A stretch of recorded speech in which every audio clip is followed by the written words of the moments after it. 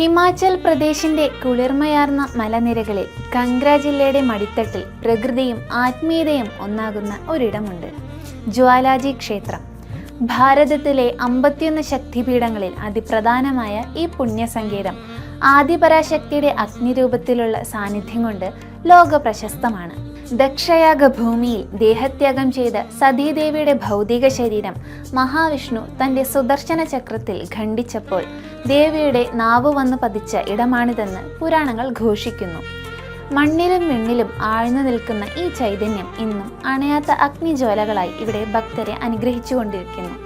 മറ്റു ക്ഷേത്രങ്ങളിൽ നിന്നും വ്യത്യസ്തമായി ജ്വാലാജിയിൽ ഭഗവതിക്ക് വിഗ്രഹങ്ങളില്ല. കരിങ്കൽ ഭിത്തികളിലെ വിള്ളലുകളിലൂടെ സ്വയംഭൂവായി ഉയർന്നു പൊങ്ങുന്ന നീല നിറത്തിലുള്ള 9 ജ്വാലകളെയാണ് ഭക്തർ ഇവിടെ ആദിപരാശക്തിയായി ആരാധിക്കുന്നത്. മഹാകാളി, അന്നപൂർണ, ചണ്ഡി, സരസ്വതി എന്നിങ്ങനെ ദേവിയുടെ വിവിധ ഭാവങ്ങളായി ഈ അഗ്നിജ്വാലകൾ സങ്കല്പിക്കപ്പെടുന്നു.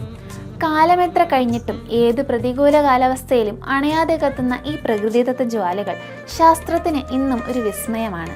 മുഗൾ ചക്രവർത്തിയായിരുന്ന അക്ബർ ഒരിക്കൽ ഈ ജ്വാലകളെ അണയ്ക്കാൻ ശ്രമിച്ചുവെന്നും എന്നാൽ ദിവ്യശക്തിക്ക് മുന്നിൽ പരാജയപ്പെട്ട് അദ്ദേഹം ദേവിക്ക് സ്വർണ്ണക്കൊട സമർപ്പിച്ചുവെന്നും ചരിത്രം പറയുന്നു. അന്ന് അദ്ദേഹം സമർപ്പിച്ച സ്വർണം ദേവി സ്വീകരിക്കാതെ വെറുമൊരു ലോഹമായി മാറിയെന്ന കഥ ഭഗവതിയുടെ അപ്രമാദിത്വത്തെ ഓർമ്മിപ്പിക്കുന്നു.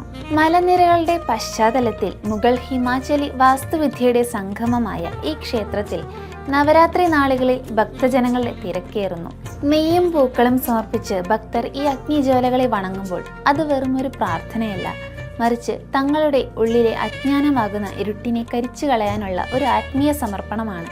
സമുദ്രനിരപ്പിൽ നിന്നും 1000-ലധികം അടി ഉയരത്തിൽ സ്ഥിതി ചെയ്യുന്ന ഈ സന്നിധിയിൽ അലയടിക്കുന്ന മന്ത്രോച്ചാരണങ്ങളും ദീപങ്ങളുടെ ശോഭയും ഏതൊരു തീർത്ഥാടകന്റെയും മനസ്സിൽ ദൈവികമായ ഒരു ലഹരി പടർത്തും. അണയാത്ത ഈ ജ്വാലകൾ നമ്മോട് പറയുന്നത് ഒന്നേയുള്ളൂ: ഈ പ്രപഞ്ചത്തിന്റെ ചൈതന്യം അനശ്വരമാണ്. അത് സത്യത്തിന്റെയും ധർമ്മത്തിന്റെയും രൂപത്തിൽ എന്നെന്നും ജ്വലിച്ചുകൊണ്ടേയിരിക്കും.